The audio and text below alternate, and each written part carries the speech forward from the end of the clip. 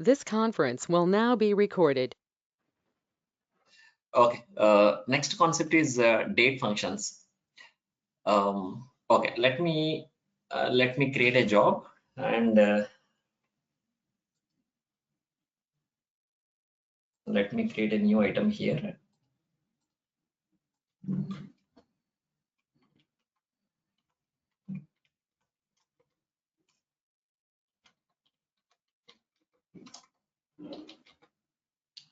Date functions job.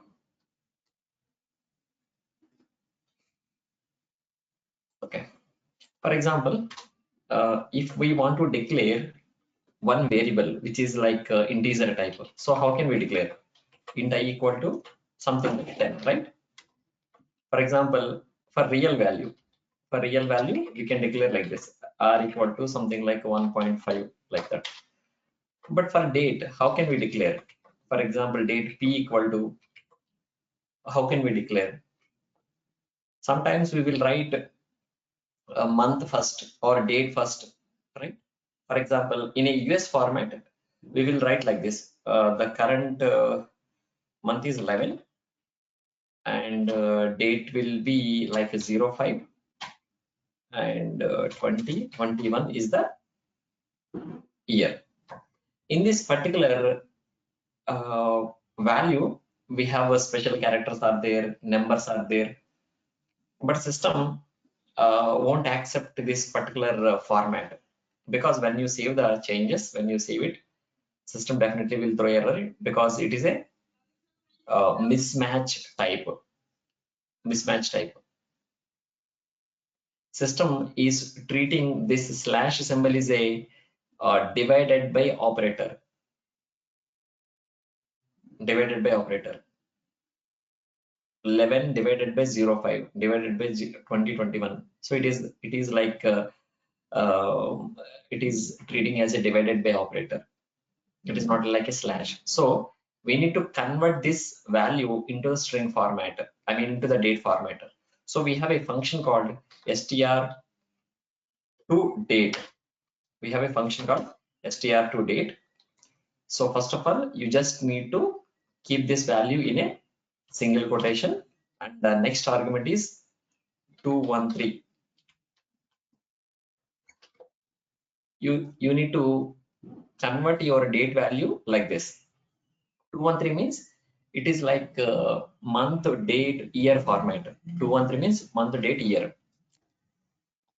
Okay, 213 means month, date, year.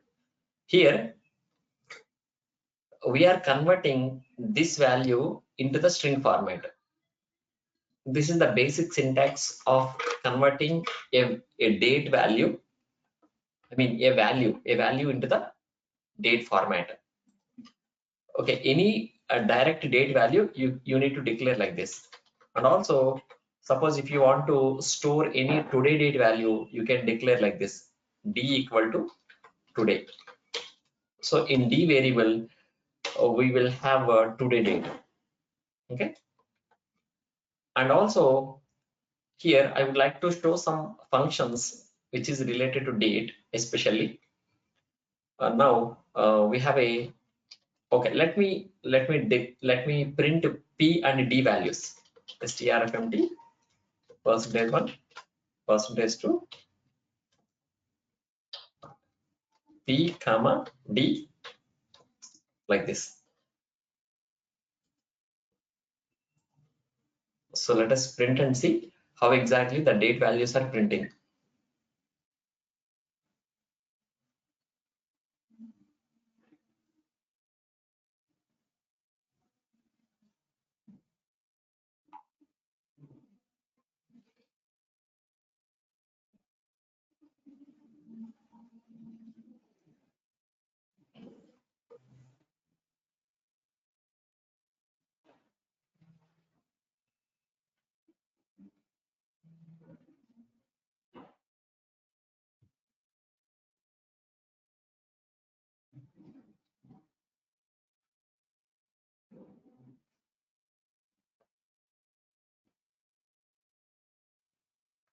See here, 11/5/2021. Even the system is also printing first month value, next date value, next year value. That is called 213 format. 213 format. Here, I would like to show some functions which is related to the date, info, strfmt, %1. Here we have a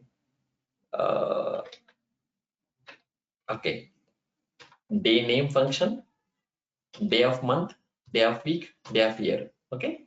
First of all, let me take day of week. Day of week. So it is asking one date value. I mean, we have like p variable, d variable are today dates, right?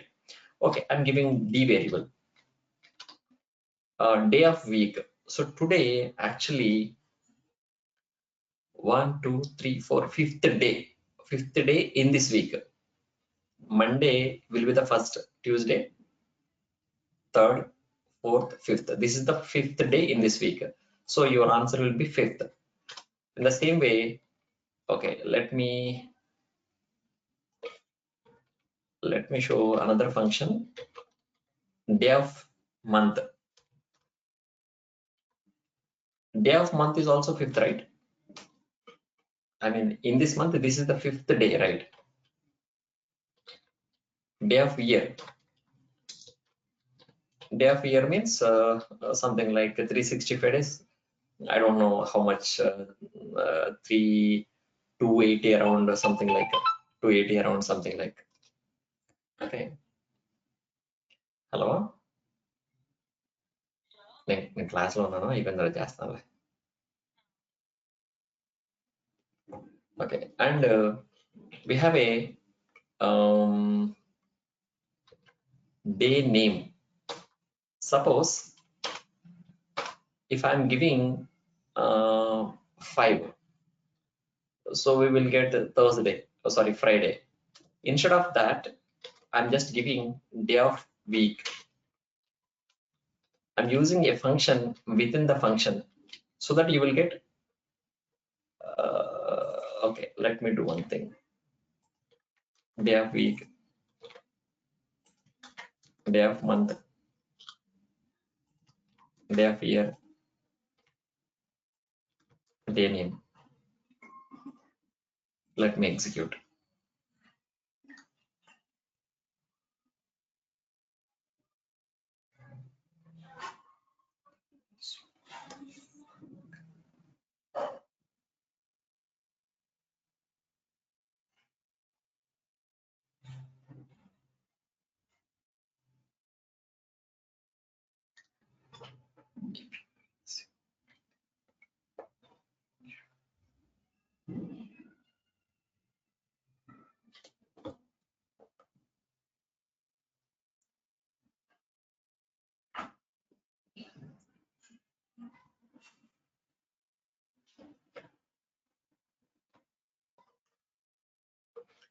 Okay, you can see here, day of week 5, day of month 5, day of year 309, day name Friday.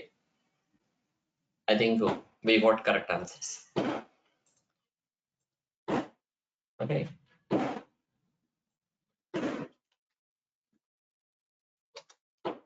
Okay, apart from that, we have a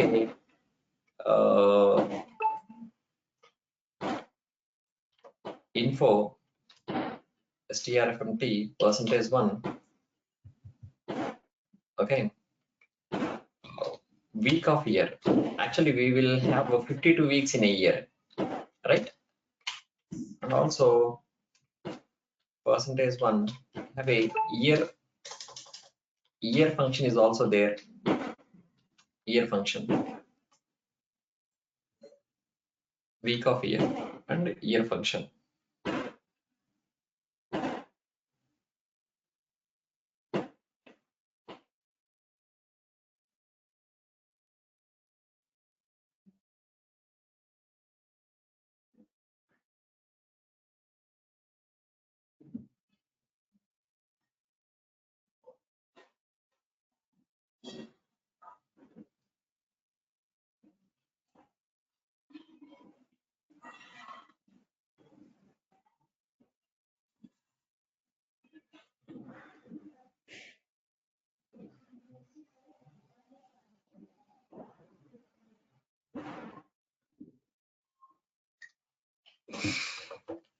Okay, here 44.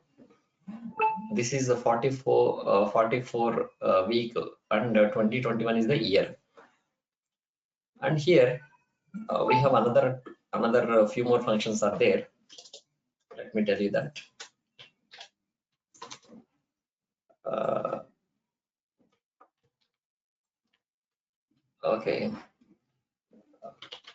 month of year. Month of year means exactly, I mean 11th month. And month name. Suppose if I'm giving month of year inside month name, so we will get November.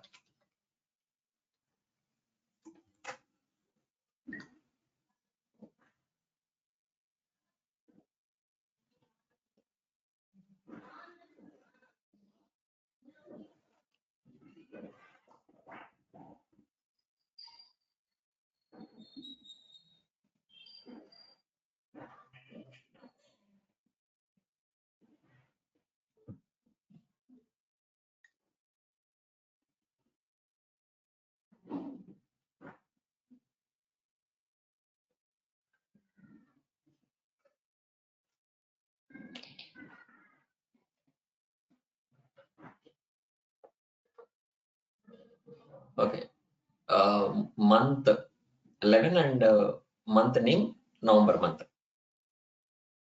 Okay,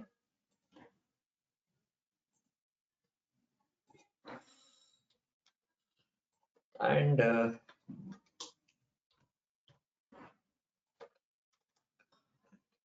we have a few more functions are there, which is related to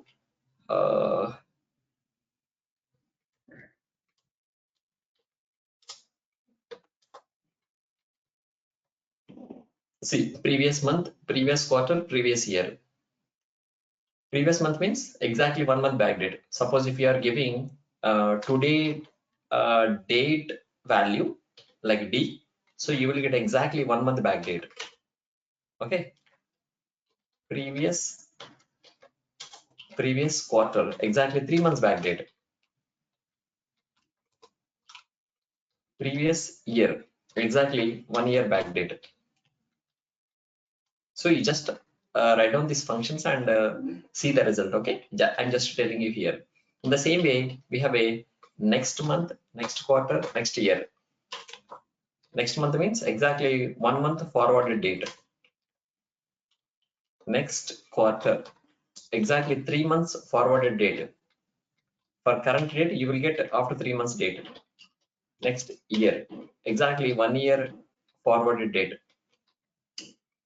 Okay, previous month, next month, previous quarter, next quarter, something like that. Okay, you just apply these conditions and just see the result.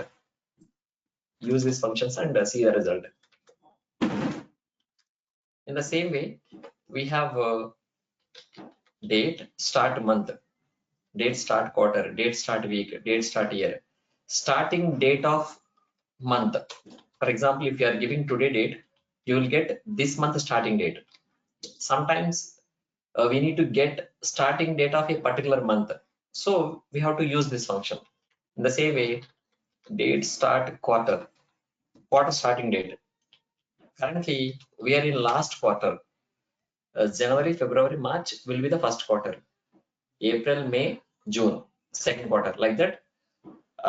October, November, December, fourth quarter. So we are in fourth quarter, right? So quarter starting date is October 1st. October, November, December, last quarter, right? So that quarter starting date is October 1st. So you will get October 1st date. Date start week.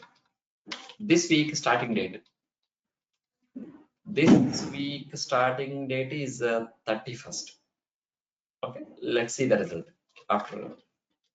Date start year, year starting date. Let's execute.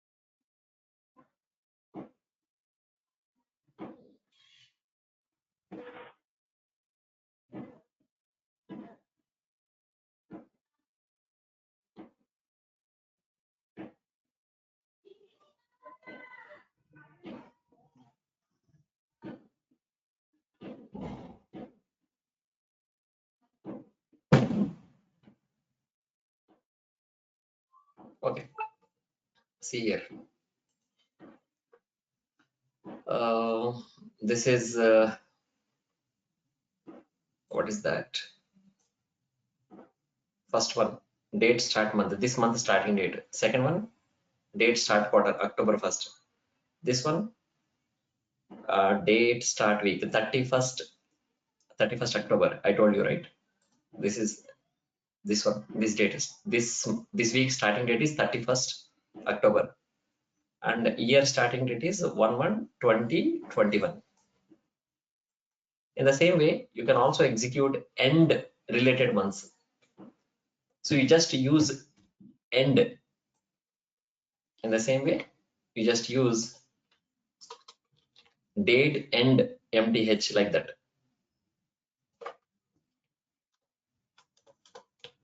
And instead of start, you just use end. So all ending dates you will get here by using date end mth, end quarter, end week, end year, something like that. Okay, and we have, for example,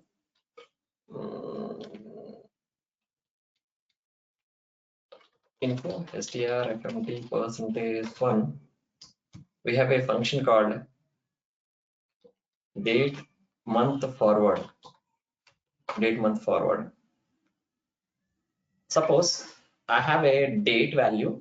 I just want to add some n months. N months. N months means n number of months. For example, for today date, I would like to add, for example, 5 months. After 5 months, I would like to get that particular date value. For example, I'm taking one subscription. Okay, a TV subscription or something like one app subscription, like 5 months. So I need to get expiry date of the subscription. Suppose if you are giving a day, I mean whatever the day you are taking the subscription, that we need to send to the D variable, and how many number of months you are taking.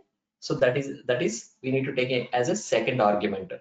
So you will get expiry date of your subscription. Date month forward. Suppose if you want to go back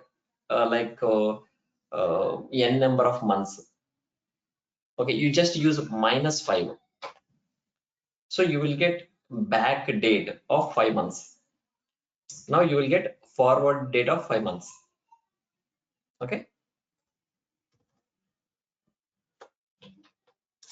and here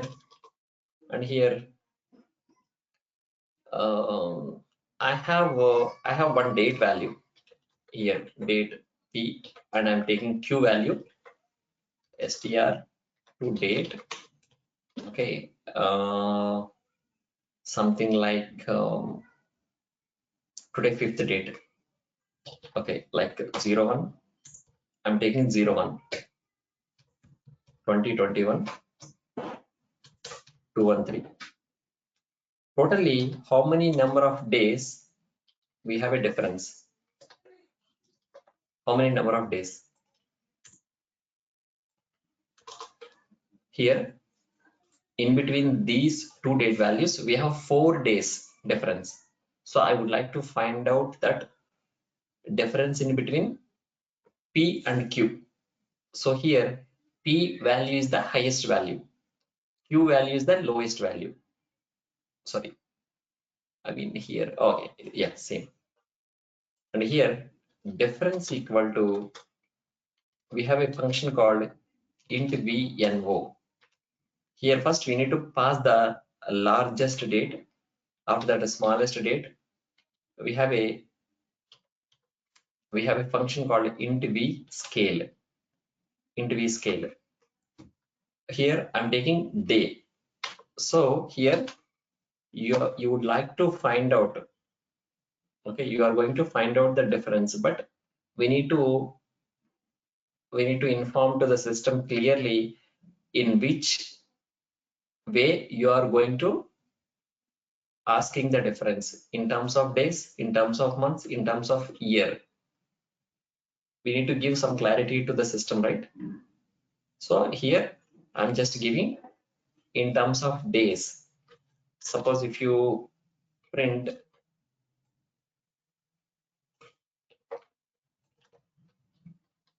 difference, you will get 4 days.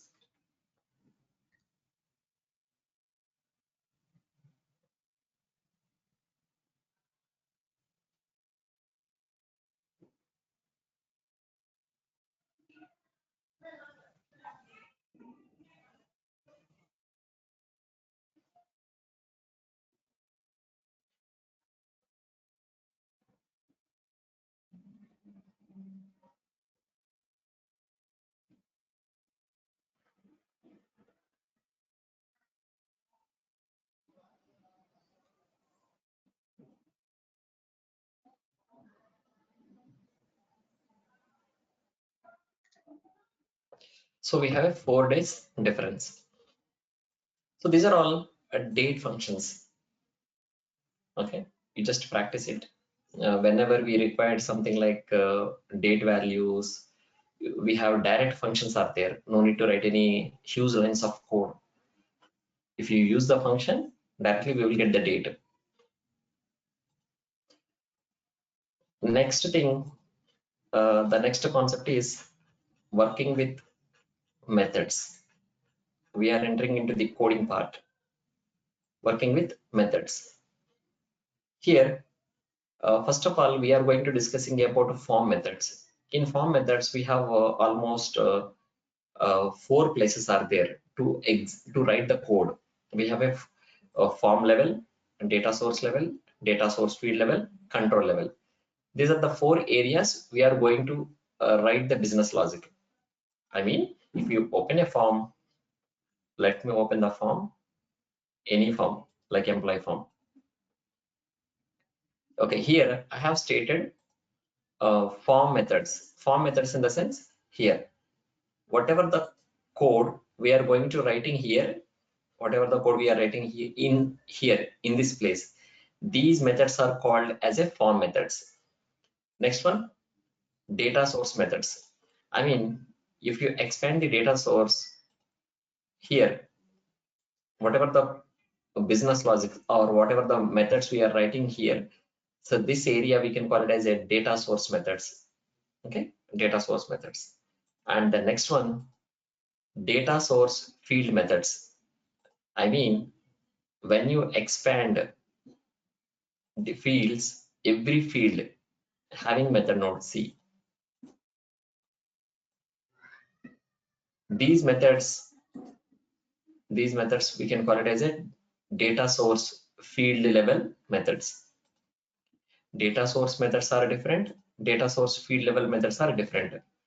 And the last one, control level methods. I mean, these are all controls like filter control, tab control, grid control, action pane control. Okay, here, whatever the methods we are overriding, all these methods we can call it as a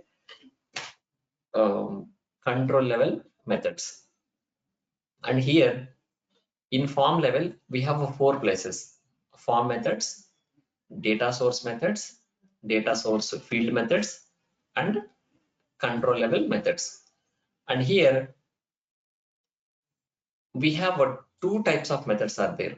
One is override methods, second one is new methods. Override methods, we can call it as a predefined methods. New methods, we can call it as a user defined methods. Predefined methods in the sense, suppose I just want to um, execute some business logic in a particular point of time. So you should go to override methods either in form level, data source level, data source field level, control level. You should override a particular method here according to your requirement. So here every method will execute certain point of time. For example, when I'm closing a form, this particular method will execute.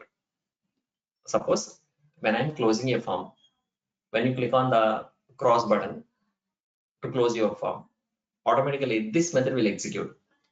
Now, when I'm closing a form, I mean, when we are closing a form, if we want to execute something, you should open this method and you need to write this. You need to write your code in this close method. Then when you are closing a form, automatically system will execute the close method. So your code will execute. So here, override methods will execute automatically. System will execute override methods automatically.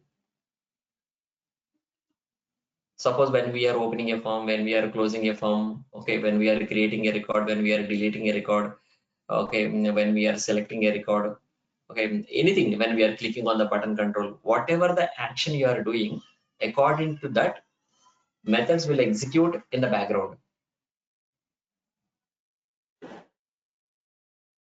Exactly at which point of time you want to execute your code, you should find out the correct method here in the form level, either in form level, data source field level, control level, wherever it is. You should find out the correct method. Business logic already we know how to write the code and all, but here where we need to write the code, that is the concept. I mean, if you want to execute something, you should understand first in which method we need to write the code. So forget about what we need to write the code. That is secondary always, what we need to write. But first, where we need to write the code. That is the first concept you need to understand. So here, override methods are system defined methods. Every method will execute at certain time of at a certain point of time. So you should understand uh, method execution time. Okay. Okay, fine. Okay, I'll do one thing. First of all, in form level, mostly we won't execute many methods. Only 3 or 4 methods we will execute here. Okay. First of all, I would like to take init method of the form level. Okay, let me click on the init method. See, automatically, just let me do one thing.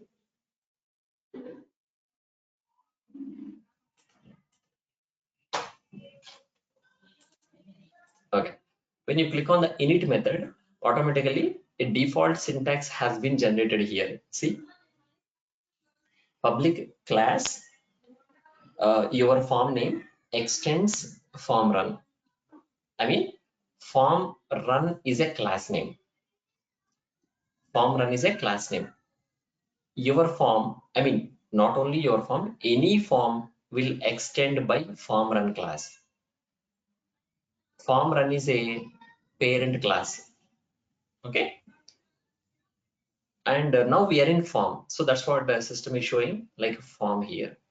In this form, in this particular class, system generated a method for you, like public void init. I mean, we have taken an init method, right?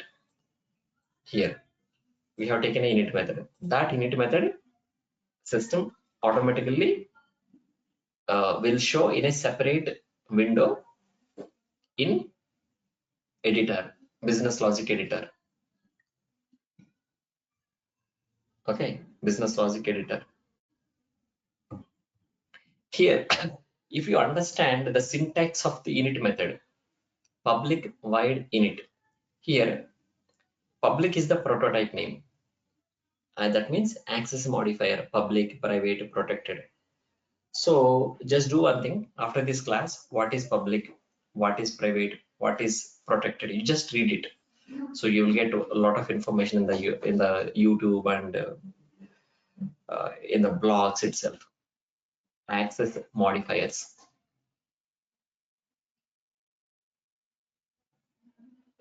And here, this is the default syntax of init method.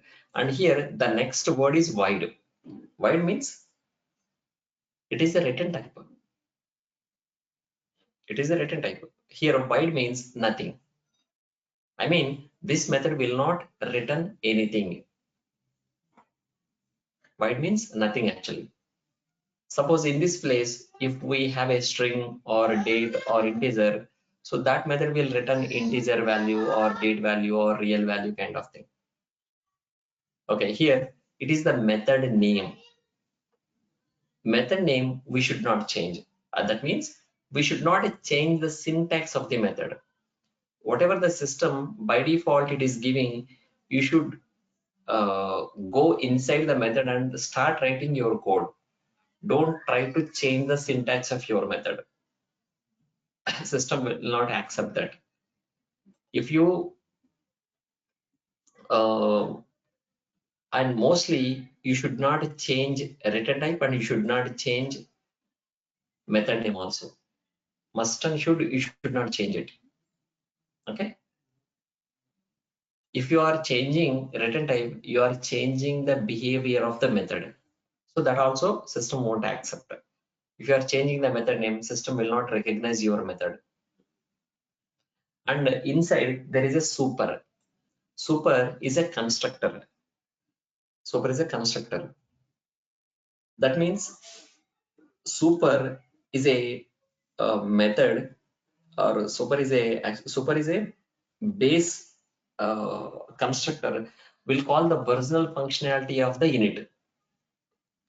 Actually, this init method functionality will return inside the kernel level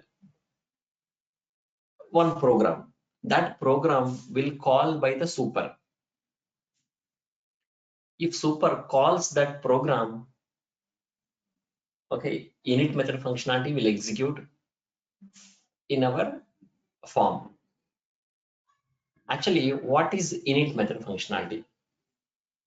Init method functionality means here, uh, when we are opening a form, init method will execute. For example, here I'm just writing a piece of code, something like form init method. Okay, I'm just writing a message. Okay, let me make this form as a startup object. Let me execute the form. Once you open the form, system automatically calls the init method. In the init method, already we have written some piece of code, so that code also will execute.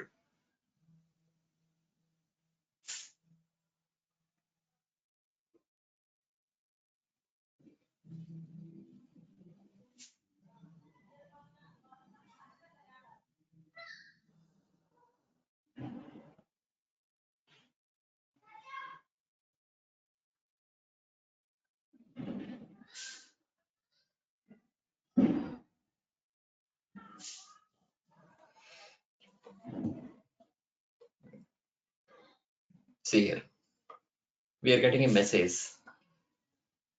form init method.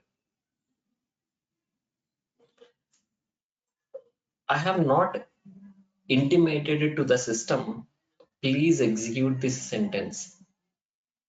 I have not asked it to the system, right? I just have written this message in the init method itself.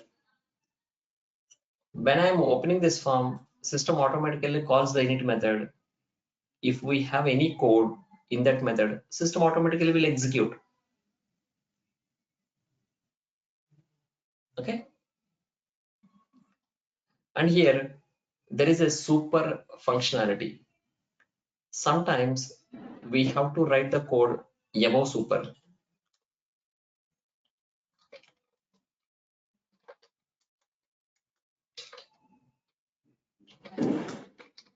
Okay, we'll test this example.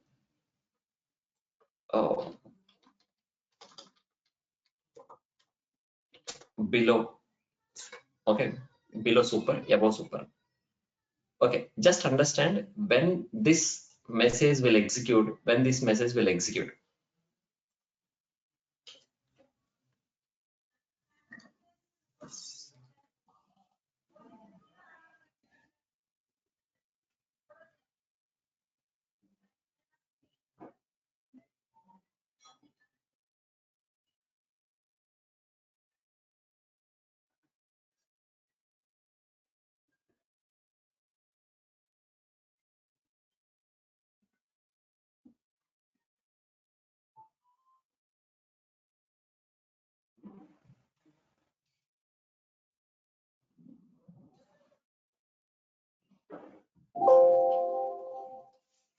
See, here we are getting this message first above super functionality, and after few seconds, after few milliseconds, we are getting this message. That means when we are trying to open the form, whatever the code we are writing here above super, that will execute first. Okay. Once the super called, the form will open. Once the form completely opened, this message will trigger. So there is a sequence. Before opening your form, system will execute your code if you write here. Okay. If you are already written some piece of code above super, that code will execute initially. After that, super will call. Super will call the init method functionality. So when the form will open, after opening your form, finally again system will execute this code. That means you will get this message. Okay, you will get first this message. After that, form will open. After that, this message will come.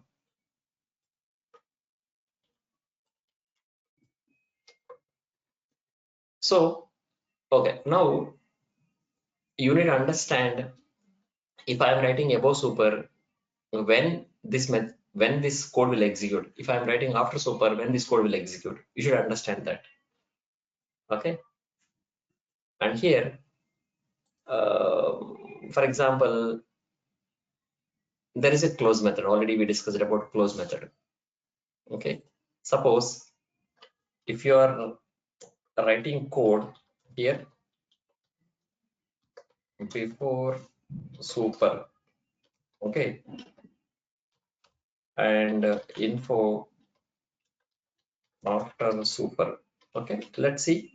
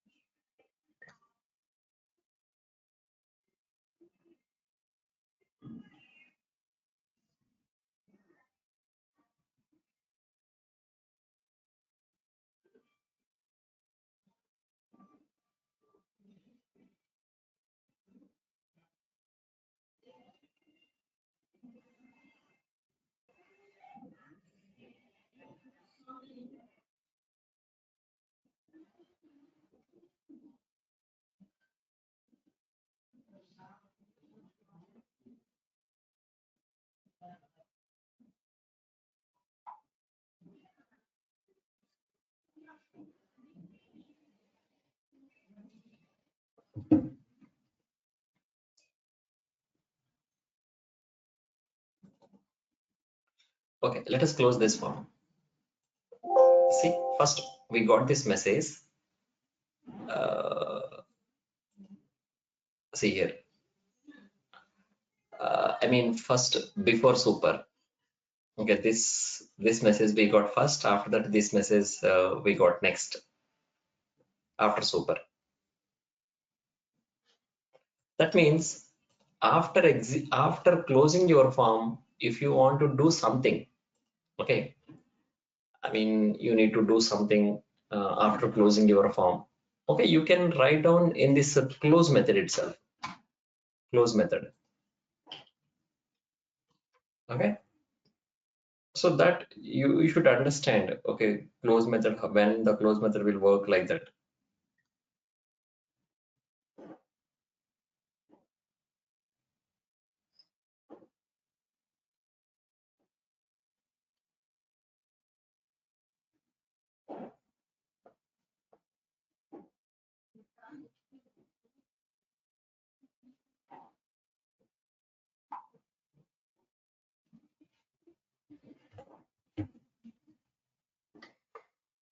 Okay.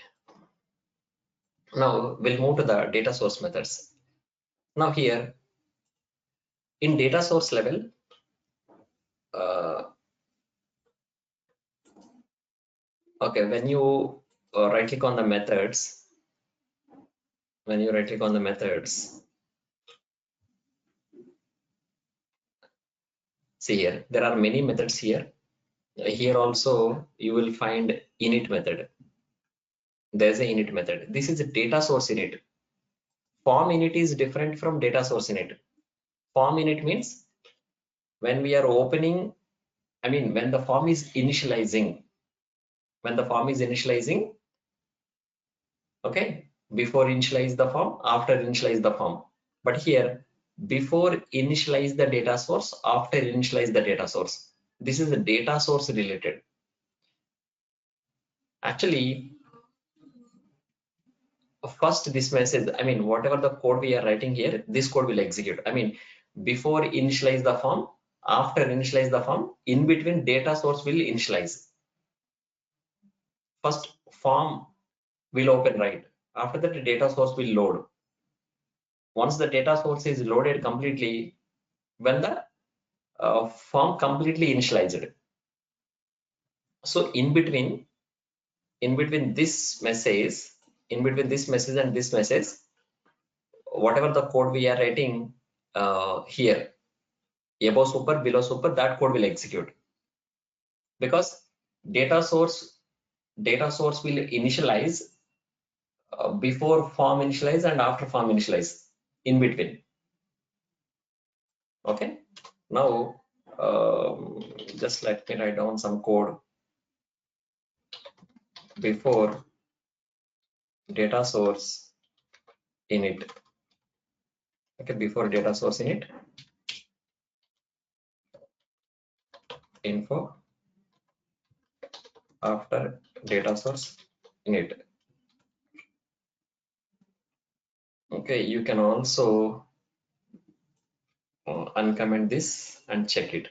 I mean, here I'm just giving 1. After that, this message will execute. 2. After that, this message will execute. 3. After that, this message will execute. 4. You can check in a sequence.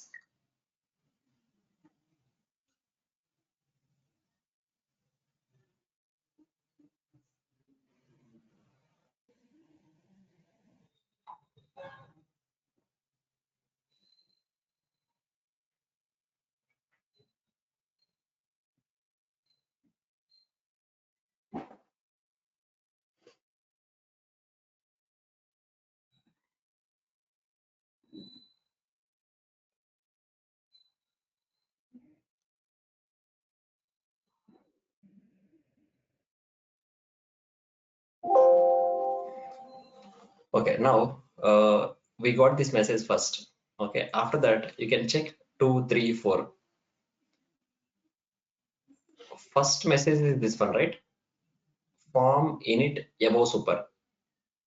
After that, form init below super. In between form init above super, below super, we have data source methods will execute. Data source methods will execute in between.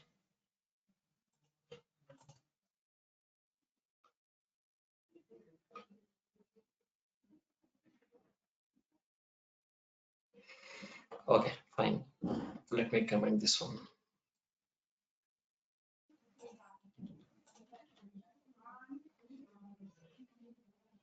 Okay, now, okay, now the next method which I'm going to tell you about, init value. Actually, this method will execute when we are creating a record. For example, when we click on the new button, system will create a record, right? Empty record in the grid. So at that moment, system will execute this method. Okay, let me tell you one example here for a init value method.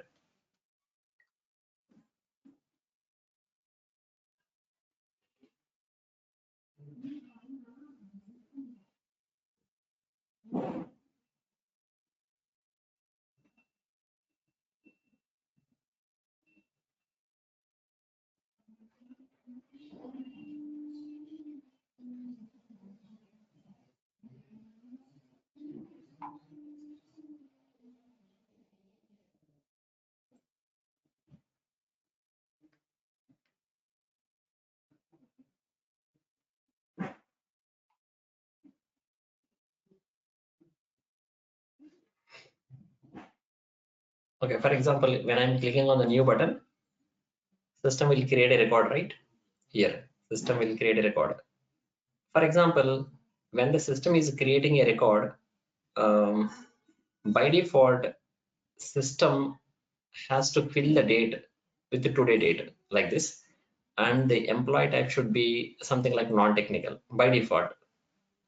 These are the default values has to system has to fill when I'm creating a new record. That is what I want. Okay, now this particular requirement we can fulfill by using init value method. Okay, here am emp table dot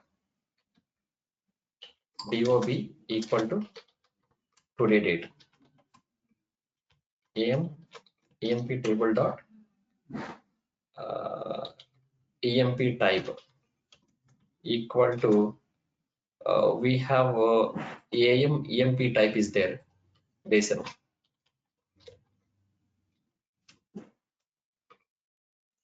non-technical. That's all. System automatically uh, send the today date and the non-technical values.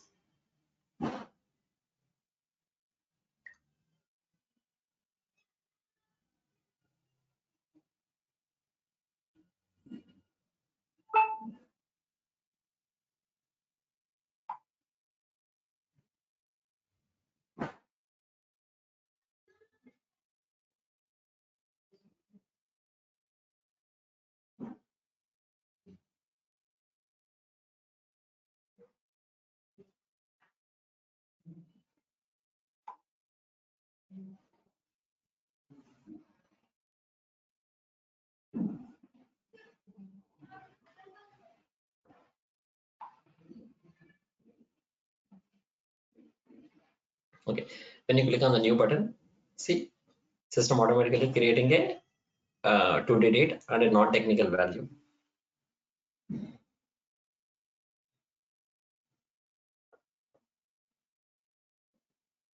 Okay, so whenever you want to send default values to the record when we are creating a new record, I mean when we are creating a new record, whenever you have some default values, okay, you can approach with init value method. Init value method, and then the next method which I'm going to tell you about, validate write. Here in the data source level, we have a method called validate write. This method will execute when we are trying to save the record. For example, I have created a record and I have entered all the values. When I'm trying to save the record, system will execute this method. At that moment, if you want to validate any record values, you can write your business logic in this method. For example,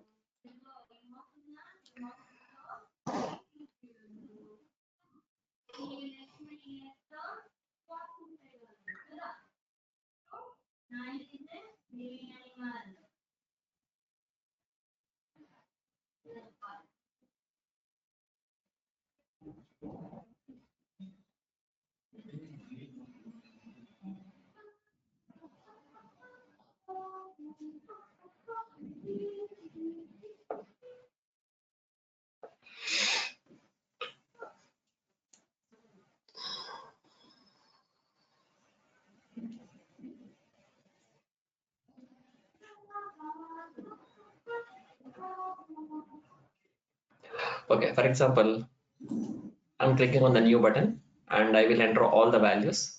Age is also, I'm just entering like 1000. Is it correct? When I'm trying to save the record, definitely system will accept this value because I have not written any code. But here I need to write some business logic. If I'm giving the wrong value, system should not save the record.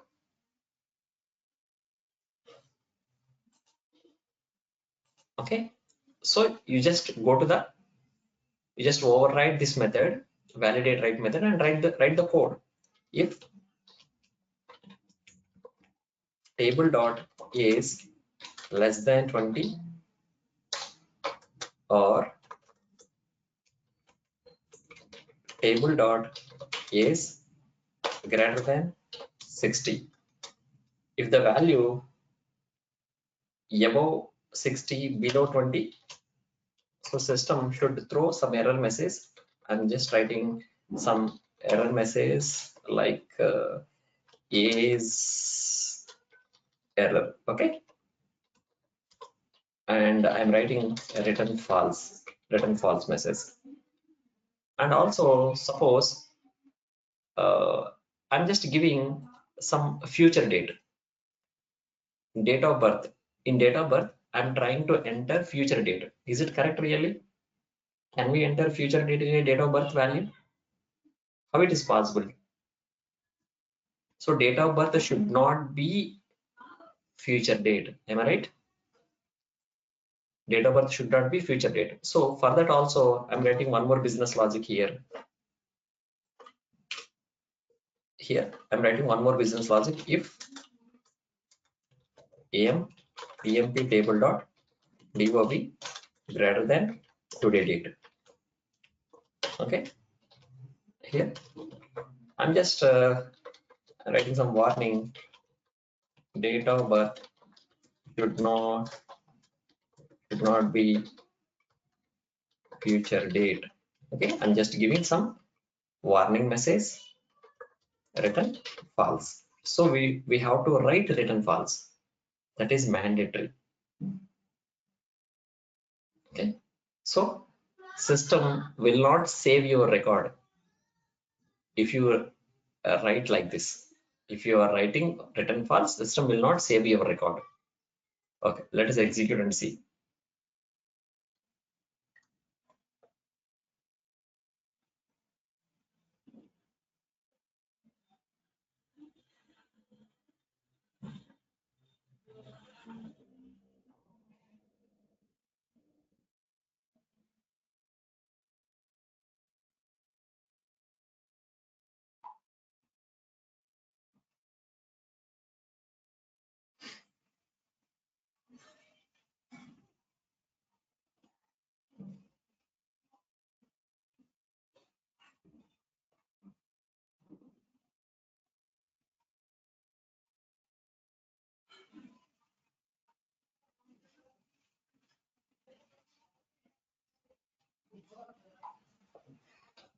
Okay, now I'm just giving 105 record.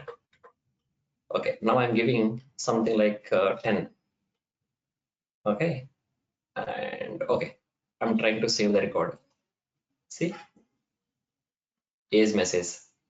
So I will give some correct age value, and I'm giving some future date. See, date of birth should not be future date.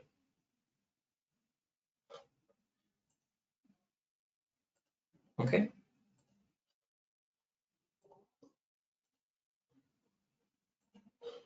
I mean, any validation, any field validation, you can write in validate write method.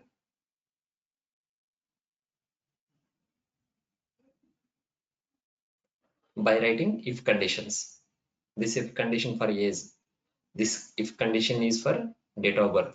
So you can write one more if condition for another field like that in a single method called validate write. This method always works when we are trying to save the record. Okay. And suppose here um, I would like to delete this record, but actually this record status is yes. I mean, this person is an active person. As per my company rule, we should not delete active person's records. I mean, harsh record and last year record, I should not delete. Suppose if I am trying to delete these two records, like a last year record and harsh record, system should not accept because those two people are active people. Suppose Kumar and Suma are inactive people. If I am trying to delete the Kumar record, okay, no problem, and the Suma record also, no problem. But if I am trying to deleting Harsh record and Lasi record, system should not accept that. I mean, when we are trying to deleting the record, system should check whether the status is yes, it should not delete. If the status is no, it should delete, like that. So you should write this code in validate delete method. There is a method called validate delete. I mean, this method will execute when we are trying to delete the record. If table dot status equal to 1.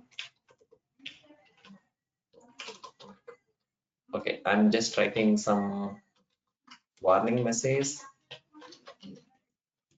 Active people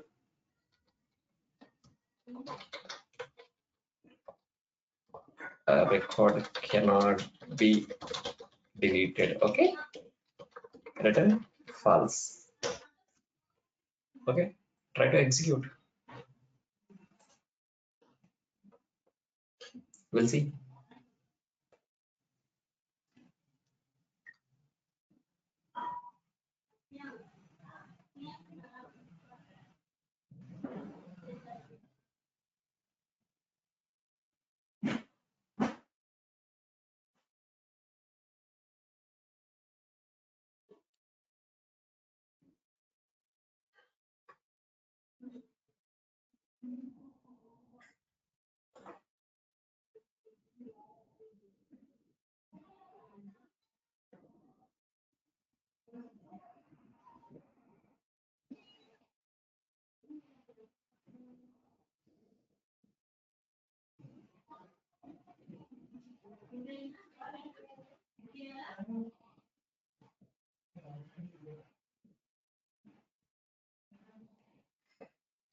Okay, I'm selecting Harsh record and I'm trying to delete, clicking on yes. See, still record is available and we are getting message.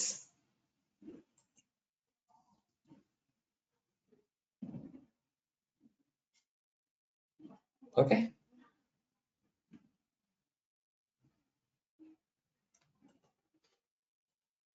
okay, let's see remaining methods in the next meeting.